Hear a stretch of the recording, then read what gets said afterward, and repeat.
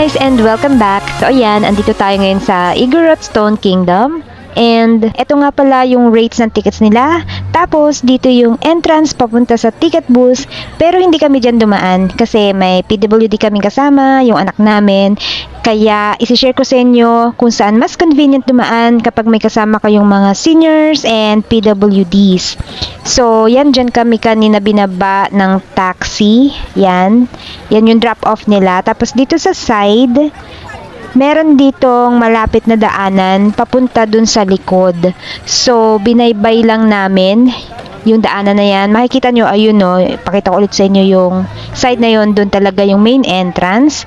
Pero since mahirap para sa mga seniors at PWDs umakyat ng hagdan kasi medyo mataas yung baitang niya, mas maigi siguro na dito nyo sila idaan para mas komportable at mas convenient. So, yung nakikita niyo yung gate niyan, teka lang. Padaanin lang natin tong sasakyan na to. Makikita nyo, ayan o, may entrance gate dyan. Dyan tayo dadaan. Tara, lakad tayo. Papasok.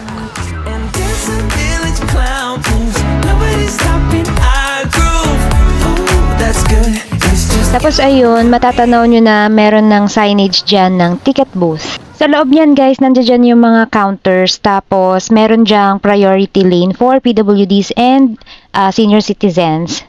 Ito nga pala ulit yung rates guys. 80 pesos for PWD and senior citizens dapat may ID. Tapos yung regular rate for adults ay 100 pesos. 4 to 12 years old ay 80 pesos. Free naman yung mga 3 years old and below. Ayan guys, nakuha na namin yung aming ticket. So diretso na tayo sa kanilang main entrance gate. Yung main entrance gate, ayan, katabi lang mismo nung ticketing booth. Dito sa entrance gate, kailangan nating i-present yung ticket natin. Tapos, i-validate nila yun. And then, lalagyan nila tayo ng stamp. That's good. It's just you and me. And moving back with your moves. Ain't no stopping our groove. Ooh, that's good. It's just you and me. And we can clown around, clown around.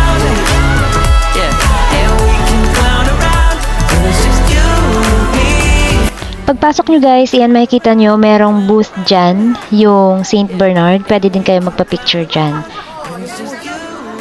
Tapos yan guys, makikita nyo na kagad yung mga figures na yan. Pwede kayong magpa-picture. Yung iba dyan is may bayad. Yung iba naman wala. So, dun sa may mga bayad, i-approach nyo na lang yung mga nagbabantay.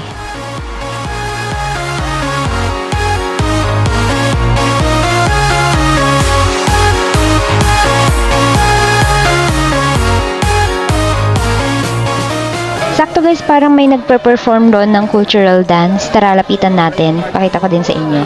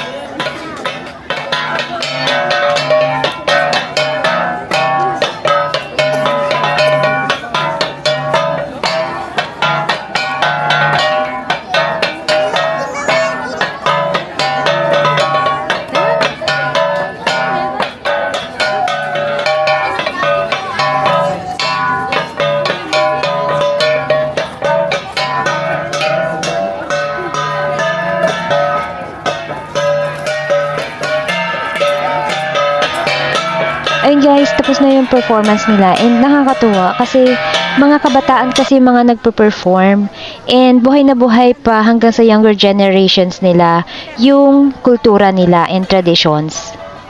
Explore naman natin yung side na to, check natin kung ano-ano yung mga makikita natin dito.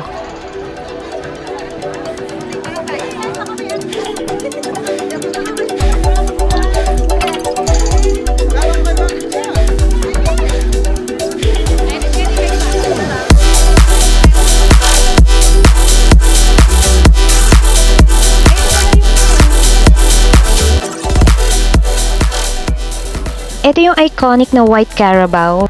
Dati daw kasi yung may-ari nito, may nakita siyang White Carabao dyan mismo sa pwesto na yan. Kaya dyan niya yan pinatayo. So, first impression ko dito sa Igorot Stone Kingdom is, ano talaga, parang sino-showcase talaga nila yung magandang stone structures, no? And aside from that, yung Igorot culture mismo.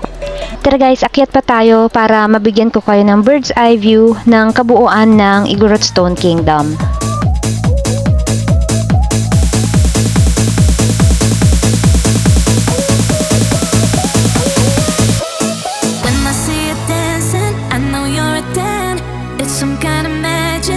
We both know it right away. I came here to party, don't want it to end.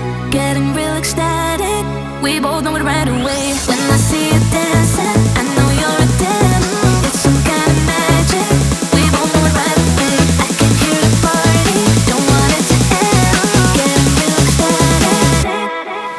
I feel this vibe goes from my heart right to my fingertips. My fingertips. Oh, I need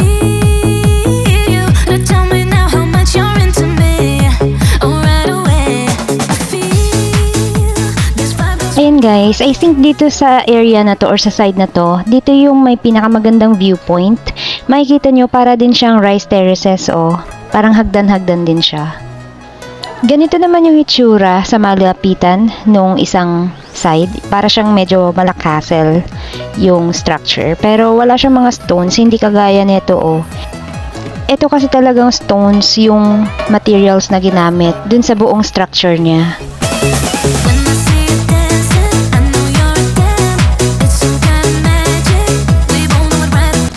Ayan guys, tara, i-explore pa natin yung kabilang side.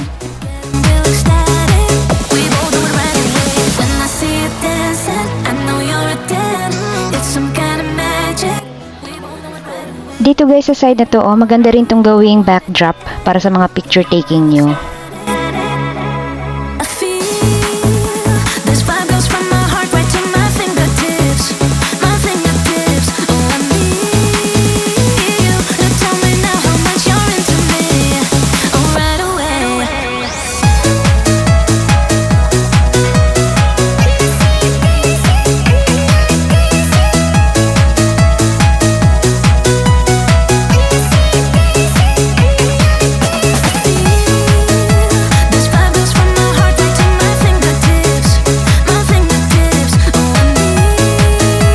So yan guys, pababa na tayo ngayon. I think yun talaga yung pinaka-highlights no ng tourist destination na to, yung stone structure mismo and yung technicalities kung paano siya ginawa. Kung nature lover kayo, I think mas ma-appreciate nyo yung Mirador Heritage Park. Madami kasing mga overlooking views doon na pwedeng-pwede nyong gamiting backdrop para sa mga photo op nyo, mga picture taking. Kasi ang ganda talaga ng view doon. Ilalagay ko nga pala yung link ng video vlog ko about Mirador sa description box para madali niyo siyang makita. And guys, kung naghahanap kayo ng murang group tour to explore Baguio, pwede kayo mag-book sa Klook. I-book nyo na itong Baguio Historical Tour with Country Club for only 999 pesos. Napakamura na po niyan compared sa iba. May kasama na siyang snack, transpo, and tour guide. You can also use my promo code VA Diaries Klook to get discount po, no minimum spent, and pwede mong gamitin yung code na yan up to 5 times. Yes, up to 5 bookings po. Maraming salamat din nga pala dun sa mga nakapag-book at gumamit na ng aking code. Hope you enjoyed your discount po and have fun. And then, pupunta naman tayo ngayon sa SM Baguio kasi dun tayo magla-lunch and pupuntahan din natin yung viewing deck nila doon. And thank you so much po. Please don't forget to like, share, and subscribe. See you on the next one.